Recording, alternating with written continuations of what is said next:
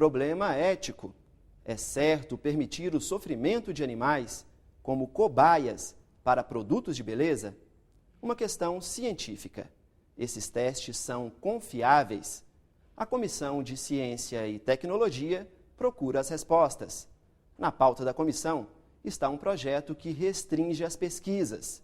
As entidades de defesa dos animais querem a proibição total, o que, para a Anvisa, traria prejuízos para a indústria brasileira. Abolir o uso de animais de uma vez, né, sem levar em consideração todos os prejuízos que possam trazer, né, à população e à nação brasileira, desculpe a expressão, mas para ser enfático como eles estão sendo, é uma irresponsabilidade. Tudo que nós fazemos pelos animais é entendido por eles de alguma forma. E por isso, moral e eticamente, nós precisamos defendê-los. Aqui tem uma pergunta que é legislativa, não é ética.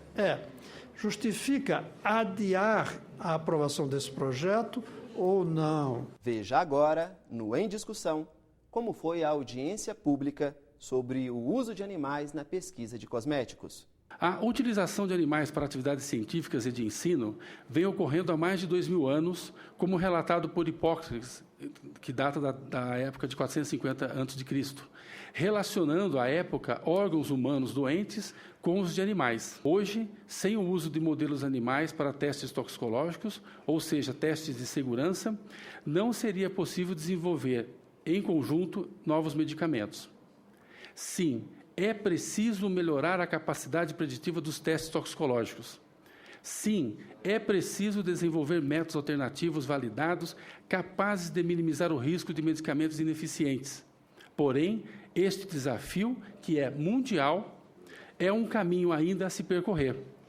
O banimento completo e imediato dos testes em animais deixaria um vazio completo de referências e colocaria a saúde da população humana e do ambiente em risco imediato. O projeto de lei da Câmara, PLC número 70 de 2014, originário do projeto de lei 6.602 de 2013 do deputado Ricardo Izar, traz em seu conteúdo um positivo e claro racional de que, para ingredientes conhecidos, não há necessidade de realizar testes com animais. No caso de produtos de higiene pessoal e cosméticos, observamos uma longínqua história de desenvolvimento com a utilização de ingredientes muito bem conhecidos dos cientistas e das empresas quanto à sua segurança para as pessoas e o ambiente.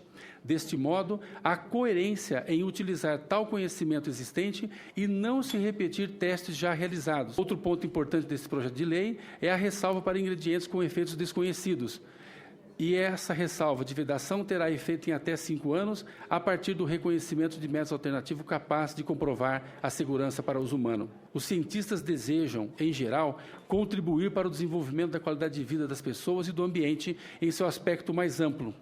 À medida que modelos de estudos mais adequados estejam disponíveis, certamente os modelos com animais serão deixados de lado.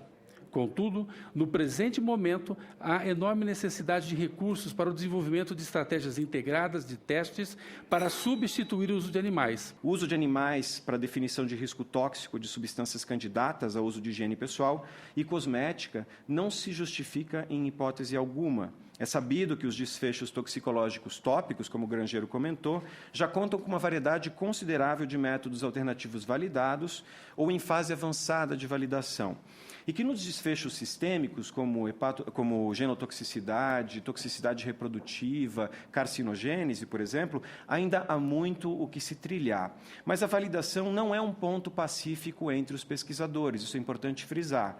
Por quê? Porque os métodos alternativos eles são validados a partir dos testes padrão ouro, né, que envolvem animais. O uso de animais como ferramenta preditiva para avaliação de risco está longe de garantir segurança às substâncias para consumo humano, né? E as agências reguladoras em nível mundial estão aos poucos passando a compreender a necessidade dessa transição. Se uma substância específica for considerada tóxica para essas espécies não humanas, assume-se que a substância, então, seja tóxica para os seres humanos. Tá? Trata-se de uma inferência biológica que distorce e simplifica por demais os processos biológicos e metabólicos presentes, né, em cada espécie, ou aquilo que a gente chama de conceito espécie específico dentro das ciências biológicas. Vale lembrar que os animais eles foram estabelecidos como modelos ou como instrumentos de pesquisa há mais de 3 séculos na nossa história, né, num contexto de conhecimento e de realidade tecnológica que não mais condiz com a que nós temos hoje disponível. Quando eu falo em morticínio, esse gráfico talvez represente bem o que eu quero dizer com isso. Quando a gente vê aqui, os estudos de toxicidade, eles correspondem a 9% do total de uso de animais utilizados para finalidades de pesquisa. Tá? Se a gente, considerando esses 9%, a gente tem aí uma estimativa recente de 2008 que esses 9% correspondem à morte de 10 milhões de animais por ano.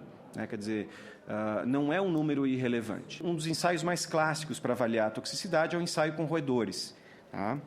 Que é considerado um padrão ouro nos estudos de toxicidade. E existe um aforismo irreverente na biologia, que a gente chama de lei de Morton, que fala o seguinte: se ratos são experimentados, eles desenvolverão câncer. Em outras palavras, esses organismos são muito sensíveis à exposição de substâncias, gerando, então, muitos falso-positivos. A análise mostra que entre 38% e 51% dos compostos com efeito hepático registrado em humanos não são detectados em testes pré-clínicos com animais. O fato é que há uma série de estudos recentes na literatura científica, chamadas de revisão sistemática ou meta-análises, que têm revelado essa discrepância entre os dados obtidos entre animais e animais não humanos. Proibir os testes de produtos acabados, bem como de ingredientes de toxicidade desconhecida, é colocar a política regulatória do Brasil afinada a uma perspectiva inovadora, radical, tá? Que encontra fundamentação científica e também de mercado. Tá? Com a proibição, é possível que passemos a investir mais no desenvolvimento de métodos substitutivos, pois criamos uma situação imperativa ao setor industrial. Testes em animais não são capazes de prever os efeitos em humanos de maneira segura. Isto é definitivo, senhores. Então, a gente pode achar que realmente é fácil e que tudo está garantido quando a gente usa os animais para os testes, mas isso não é verdade. Esses fatores de incerteza são simplesmente estimativas conjecturais com pouco embasamento científico, infelizmente. E será que a gente tem, então, pensando nisso, que continuar usando os animais para testes de cosméticos? Vários países já proibiram esses testes de cosméticos em animais definitivamente. Justificativas éticas, econômicas e comerciais de manutenção de testes de cosméticos animais nos mostram, então, que provavelmente tudo isso é muito frágil. A União Europeia, que é um dos grandes mercados consumidores de todo o mundo, daquilo que o mundo produz, né, ela já tem a proibição de venda e fabricação de cosméticos testados em animais desde março de 2013, ou seja, nós temos 26 meses de atraso em relação ao mercado competidor que está aí fora e que o país está mais do que nunca precisando ganhar esse mercado. As mudanças só ocorrem devido às restrições dos mercados consumidores dos países importadores. Veja a seguir por que a Anvisa é contra a proibição total do uso de animais em pesquisas de cosméticos. O Em Discussão volta em instantes. A vedação total do uso de animais para qualquer categoria de produto de higiene pessoal, cosmético e perfume terá como consequência perda inestimável para as empresas nacionais.